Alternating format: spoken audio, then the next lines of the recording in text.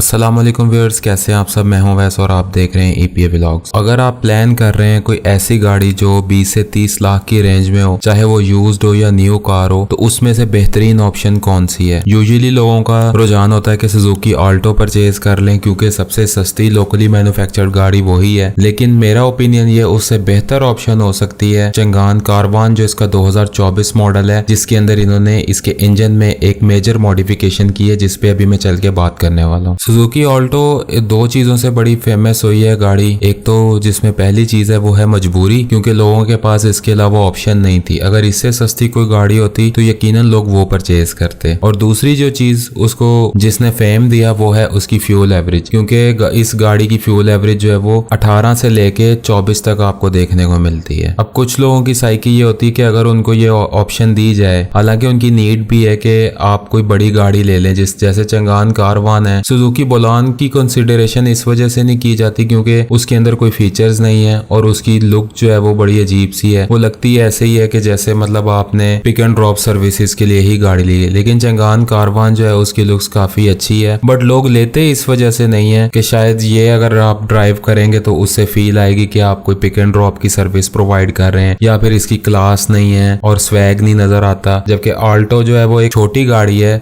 उसके अंदर आपको स्वैग आ जाता है। हालांकि एक फैमिली है, अगर उसकी नीड है कि वो उसको 7 सीटर या 6 सीटर गाड़ी चाहिए तो फिर वो 4 सीटर क्यों लेगा। लेकिन फिर भी लोग सिर्फ इस मेंटेलिटी की वजह से, एक ये स्वैग और क्लास की वजह से जो है ना, फिर उस तरफ नहीं जाते। लेकिन मैं हमेशा ये कहता हूँ कि इंसान को अपने कंफर्ट का सोचना चाहिए, लोगों की परवाह नहीं करनी चाहिए कि किसने क्या सोचना है, किसने क्या कहना है। तो आज की वीडियो में मैं चंगान कारवान 2024 के बारे में ही बात करूंगा और इसकी कुछ अच्छाइयां और बुराइयां आपके सामने रखूंगा। तो गुजारिश ये है कि जिन दोस्तों ने अभी तक मेरे चैनल को सब्सक्राइब नहीं किया वो सब्सक्राइब कर लें। वीडियो पसंद आए तो वीडियो को लाइक करें, फर्दर अपने दोस्तों के साथ शेयर भी करें। तो पहले चंगान कारवान आती थी 1.0 लीटर इंजन के साथ, बट अब इन्होंने इसके इंजन के अंदर कुछ मॉडिफिकेशन करके इसका जो डिस्प्लेसमेंट है वो 1.2 लीटर का कर दिया है। और इसके इंजन के आउटपुट की अगर हम बात कर लें तो 72 हॉर्स पावर और 119 न्यूटन मीटर इसका टॉर्क है। और अगर प्रीवियस फिगर की बात करें जो 1000 सीसी इंजन के साथ आते थे वो 168 और 92 न्यूटन मीटर थे। तो 1.2 लीटर एक समझ में आने वाली पावर है। इसके अंदर कोई ऐसा नहीं है कि आप बहुत ज्यादा ये आपको अंडर पावर्ड फील हो या बहुत ज्यादा लैग करे। और इसकी सबसे अच्छी चीज जो है, जो इस गाड़ी को बुलान से या इस कैटेगरी की दूसरी एमपीवी से सेपरेट करती है, वो ये कि इसके अंदर डुअल एसी मौजूद है। इसी तरह से सुजुकी एवरी भी है, नो डाउट उसकी भी अगर आप अपीयरेंस देखें, डिजाइन देखें, और प्लस जापानीज गाड़ी इंपोर्टेड गाड़ियों में आती है। फीचर्स भी ज्यादा है, ऑटोमेटिक भी है, सब कुछ है। अगर आप उसकी फ्यूल एवरेज को देखें तो बड़ी पुअर उसकी फ्यूल एवरेज है और उसके अंदर जो मर्जी जुगाड़ कर लें वो मेंटेन नहीं होती। और वो गाड़ी किसी हद तक फेल भी इसी वजह से है कि उसकी जो फ्यूल एवरेज है वो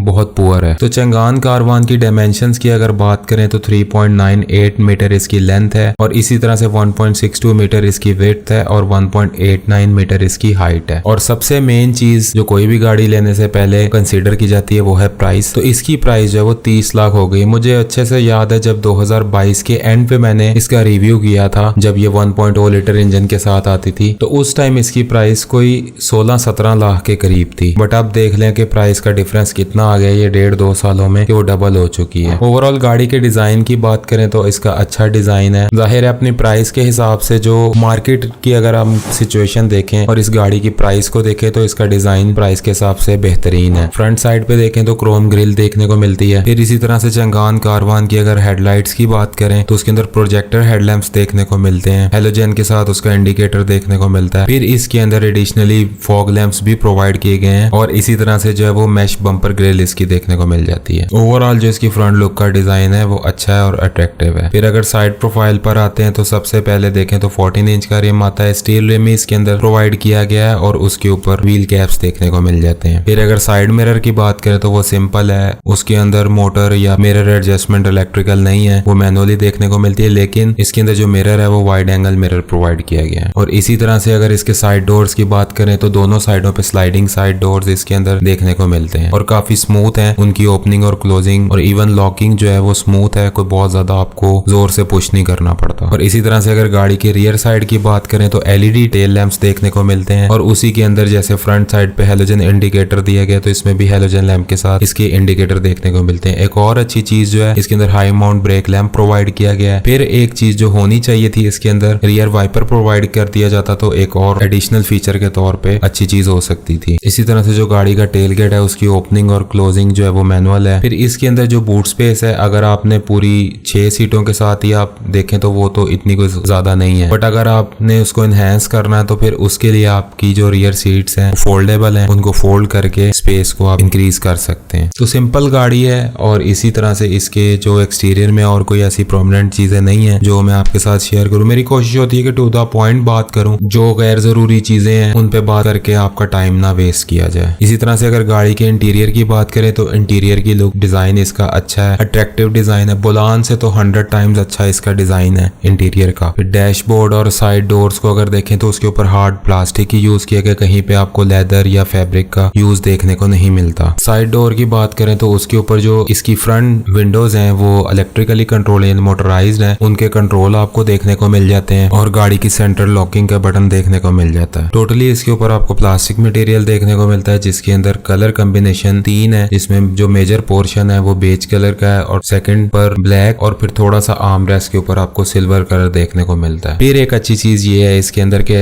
पावर स्टीयरिंग प्रोवाइड किया गया है। स्टीयरिंग का डिजाइन जो है वो कोई खास नहीं है और प्लास्टिक मटेरियल में ही सारा स्टीयरिंग आपको देखने को मिलता है। स्टीयरिंग की अगर ग्रिप की बात करें तो उसकी थोड़ी क्वालिटी जो है ना वो पुअर ही नजर आती है। वो खैर ऑप्शनल होता है, अगर आप चेंज कराना चाहें तो बाद में इसके अंदर लेदर या जिस मर्जी डिजाइन का आप चेंज भी कर सकते हैं। मजीद आगे चलें तो इसके अंदर एक सिंपल सा ऑडियो MP3 प्लेयर देखने को मिल जाता है। फिर उसके अलावा जो क्लाइमेट कंट्रोल है वो मैनुअल इसके अंदर देखने को मिलता है। और अगर गाड़ी के स्पीडोमीटर की बात करें तो उसके अंदर एक तो स्पीडोमीटर है, दूसरा RPM मीटर है और प्लस उसके अंदर छोटी सी एक MID आपको देखने को मिल जाए जिसके ऊपर ट्रिप की इंफॉर्मेशन आपको शो होती है। गाड़ी की अगर सीट्स की बात करें तो सीटिंग इसकी कंफर्टेबल है, वो फट्टे वाला सीन नहीं है जैसा सुजुकी बुलान में था। फॉर्मिंग उसकी कुशनिंग जो है वो अच्छी उसके अंदर देखने को मिलती है। फिर इसी तरह से अगर आप इसके लेग रूम और हेडरूम तो जाहिर है गाड़ी की हाइट है तो वो तो अच्छा ही होगा। लेग रूम की बात करें तो वो भी इसके अंदर अच्छा देखने को मिल जाता है, किसी किस्म की कोई तंगी देखने को नहीं मिलती। फिर इसी तरह से जो सबसे एंड वाली रो है उसकी जो विंडोज हैं उनके अंदर ओपनिंग की ऑप्शन भी है, यानी वो 30% तक ओपन हो जाती हैं जिससे मतलब एयर की क्रॉसिंग जो है वो हो सकती है। तो वो एक अच्छी चीज इसके अंदर देखने को मिली है। अब अगर इस गाड़ी की परफॉर्मेंस की बात करें तो उसमें सबसे पहले आ जाती है गाड़ी की फ्यूल एवरेज, और इसकी फ्यूल एवरेज अगर देखें तो 14 से 16 तक की फ्यूल एवरेज ये प्रोवाइड कर देगी। और फ्यूल एवरेज मेनली डिपेंडेंट होती है कि आपकी ड्राइविंग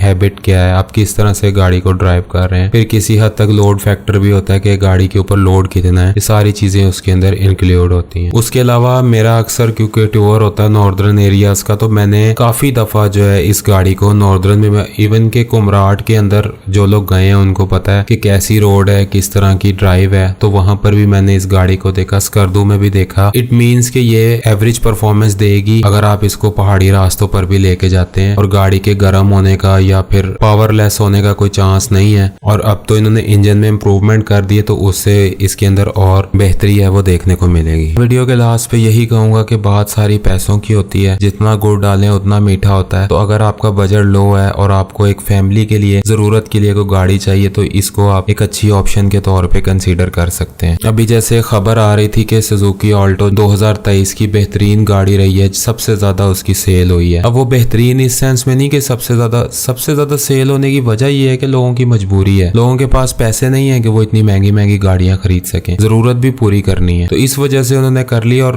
ऑल्टो के अंदर कोई ऐसा कोई फीचर नहीं है कि जिसकी वजह से लोग उसको लें। हाँ, ये मैं जरूर कहता हूँ कि ऑल्टो को लोग अंडर एस्टिमेट इस सेंस में करते हैं। जैसे अगर किसी को आप बताओ कि यार मैं इसके ऊपर फलानी जगह टूर करके आऊँ नॉर्थ साइड पे, वो आगे से ये सवाल करते हैं कि ऑल्टो चले जाती है। मैं हमेशा ये बात करता हूँ कि भाई जहाँ पर भी रोड बना हुआ है तो वहां पर हर गाड़ी जाएगी, FX भी जाएगी, तो इसके अंदर कोई ऐसा इशू नहीं होता। और इसी तरह से जो ये चंगान कारवान है ये भी इस हवाले से बड़ी अच्छी गाड़ी है कि अगर आप टूर करते हैं, इवन कि आप अगर इसको बिजनेस के तौर पर भी यूज कर सकते हैं। तो ओवरऑल जो मेरा ओपिनियन था मैंने आपके साथ शेयर किया। उम्मीद करता हूँ वीडियो आपको पसंद आई होगी। वीडियो पसंद आई वीडियो को लाइक करें, अपने दोस्तों के साथ शेयर करें। मिलेंगे किसी और वीडियो में, मुझे दे इजाजत, अल्लाह हाफिज।